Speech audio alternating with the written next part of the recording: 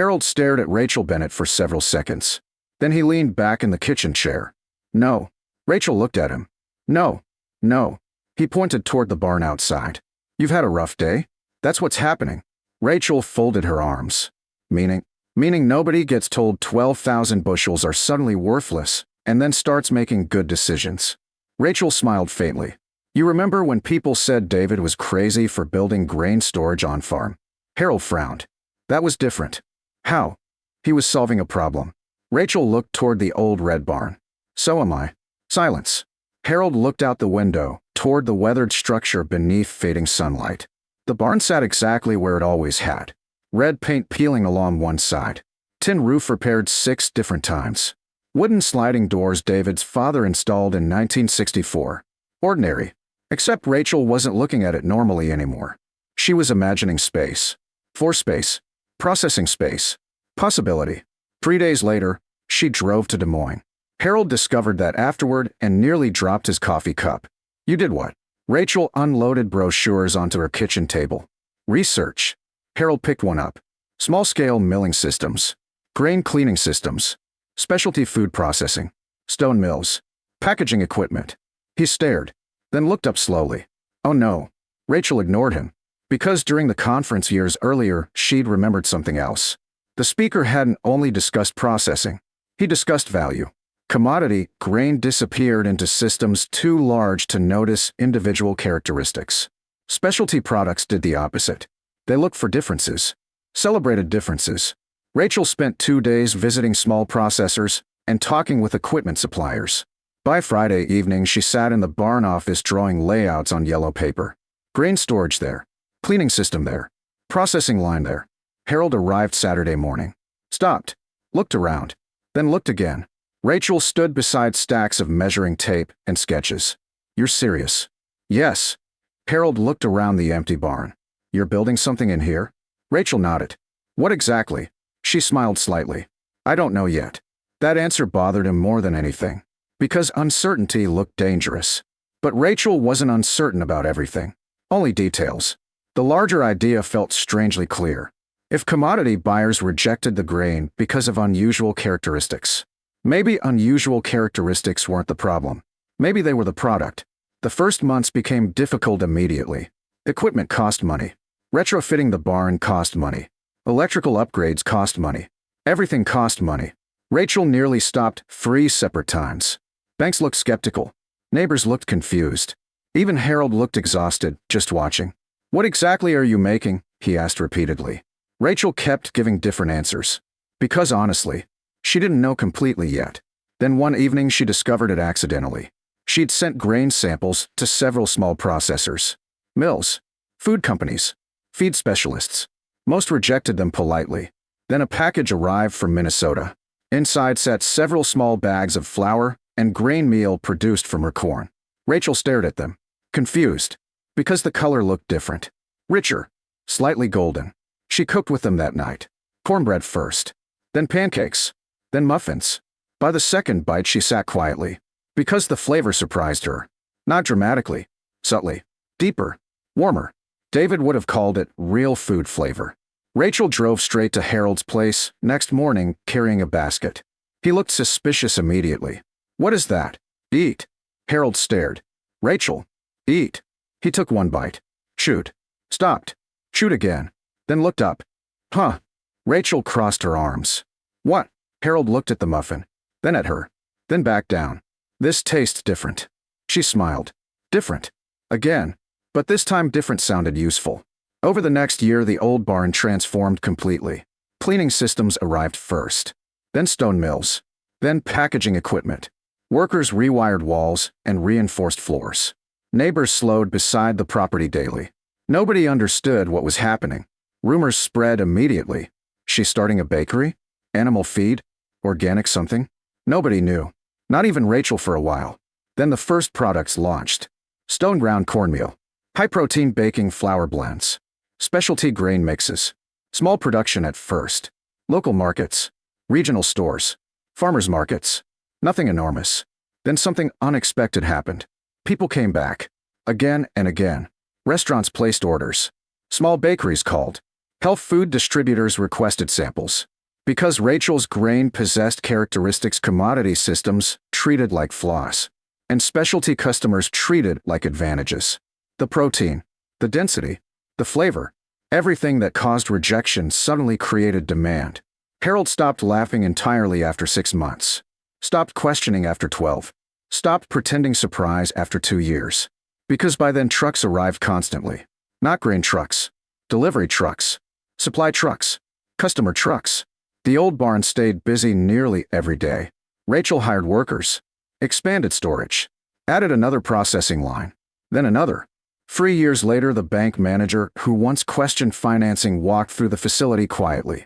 Machines hummed beneath bright lights while packaged products moved along conveyors. He stared. Rachel. She looked up. How many states are you shipping to now? 12.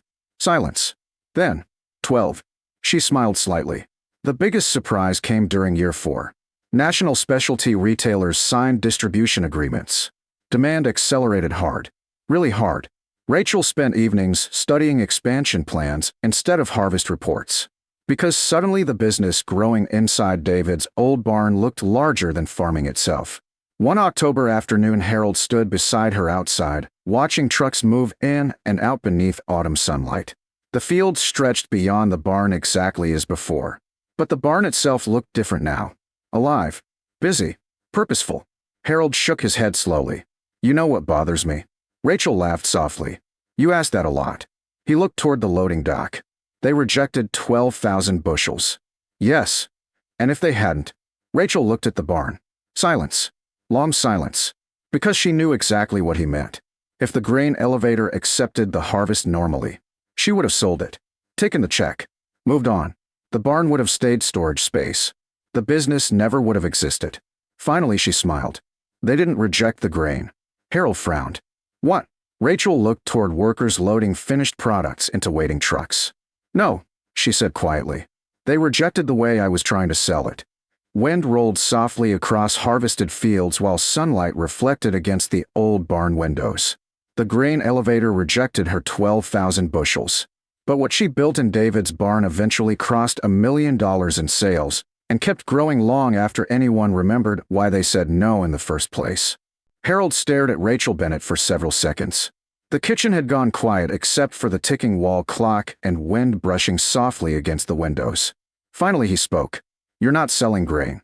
Rachel looked toward the old barn. No. Harold blinked. You grow grain. Yes. So if you stop selling grain. Rachel turned toward him. What do flour mills sell? Harold frowned. Flour. And what do distilleries sell? Silence. Harold thought. Then slowly. Whiskey. Rachel nodded once. Outside the window, evening sunlight stretched across the old red barn. For the first time all day, she wasn't staring at 12,000 rejected bushels. She was staring at possibility. That winter became the strangest winter Mason County had seen in years. Because while everyone else repaired machinery and prepared seed orders, Rachel Bennett disappeared into the barn almost every evening. Not alone. With notebooks, catalogs, phone calls, equipment brochures. Harold stopped by one January night and found papers covering nearly every surface inside the old workshop. What exactly am I looking at? Rachel barely looked up. A plan. Harold stared around. Small grain mills. Packaging systems. Processing equipment. Market reports. Specialty food studies. He frowned. You're serious? Rachel nodded. Yes. What exactly are you making? She looked up. I don't know yet. Harold folded his arms. That doesn't sound encouraging. Rachel smiled slightly. No. Then she tapped a report. But I know what I have. She held up grain test sheets. Higher protein. Higher density. Rich color. Different starch behavior. Commodity elevators saw problems. But specialty markets sometimes saw characteristics. That distinction mattered. Rachel spent weeks calling processors around the Midwest. Some weren't interested. Some ended conversations politely. Some actually laughed. Then one conversation changed everything. A small artisan baking company in Minnesota requested samples. Then another in Missouri. Then a specialty flour producer in Illinois. Rachel mailed grain samples quietly. Waited. 3 weeks later the first call came. Then another. Then another. The responses sounded strangely similar. We've never seen protein numbers like this. Interesting flavor profile. Very unusual texture. Can we get more? Rachel sat at the kitchen table after the third call, simply staring at the wall. Because suddenly the grain wasn't unwanted anymore. It was specific. Different again. Only now different sounded expensive. Spring arrived. Rachel used savings and loans carefully. Not enormous risks. Small ones. She converted half the old barn into a processing space. Installed cleaning equipment. Small milling systems. Packaging stations. Nothing flashy. Nothing enormous. Harold walked in one afternoon while workers finished installing equipment. He looked around slowly. Rachel. What? You built a factory? Rachel laughed. No. She looked around. I built options. That first summer nearly broke her anyway. Equipment failed. Deliveries arrived late. Dust systems malfunctioned. Packaging problems appeared constantly. Rachel sometimes sat alone after midnight, convinced the entire thing had been a mistake. Because farming already involved enough uncertainty. Now she'd added manufacturing too. But every problem eventually moved aside. And by harvest season, orders started arriving. Not huge ones. Steady ones. Baking companies. Small food producers. Specialty mills. Health food distributors. People who wanted exactly the characteristics elevators rejected. Word spread slowly at first. Then quickly. Because Mason County noticed trucks arriving at Rachel's farm that weren't grain trucks. Delivery vans. Regional buyers. Food companies. People wearing clean shoes. Harold noticed first. Then everyone else did. At the co-op, conversations shifted carefully. What exactly is she selling? Heard it's flour. No, specialty grain. No, meal products. Nobody knew. Because nobody expected a barn outside Mason County to become a business. Especially not from rejected grain. Then Rick Dalton called. Rachel answered while sorting paperwork. Rachel. Pause. Rick. Silence. Then. I've been hearing things. Rachel smiled slightly. Oh. Rick cleared his throat. We may have reacted too quickly. She waited. The grain. Pause. If future production comes in. Another pause. We'd be interested in discussing handling options. Rachel looked out toward the barn. Workers loaded packaged products into waiting trucks beneath afternoon sunlight. Interesting. 3 months earlier nobody wanted it. Now suddenly everyone did. Rick, she said gently. Yes. I appreciate that. Silence. But I think I've got somewhere for it. That autumn changed everything. Not because of one giant order. Because of many small ones. Specialty markets paid more. Repeatedly. Consistently. Rachel's products moved into stores across several states. Then more states. Then online distributors. Within 3 years the old barn expanded twice. Employees joined. Production increased. Farmers from surrounding counties started visiting with questions. Not because they wanted to copy Rachel exactly. Because they wanted to understand something. How rejected grain became opportunity. One evening years later, Harold stood beside Rachel watching workers load trucks beneath sunset light. The old barn barely looked like a barn anymore. Expanded buildings stretched behind it. Employees moved between loading areas. The farmyard hummed with activity. Harold shook his head slowly. You know what bothers me? Rachel smiled. What? We all thought you had 12,000 bushels nobody wanted. Rachel looked toward the fields beyond the buildings. No. Harold frowned. No. We had 12,000 bushels, she said quietly, that were sitting in the wrong market.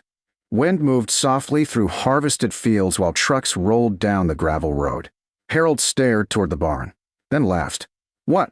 He shook his head. Nothing. What? Harold smiled. I just remembered something. Rachel looked over. The day you said you were done selling grain. She smiled faintly. Yeah. Harold looked toward the sunset. You weren't quitting. Rachel watched golden light settle across the farm. No. She looked toward the old barn that changed everything. I was changing what I was selling. The grain elevator rejected her 12,000 bushels. And what she built inside her own barn turned a problem into the first $1 million business Mason County had ever seen rise from a crop nobody wanted.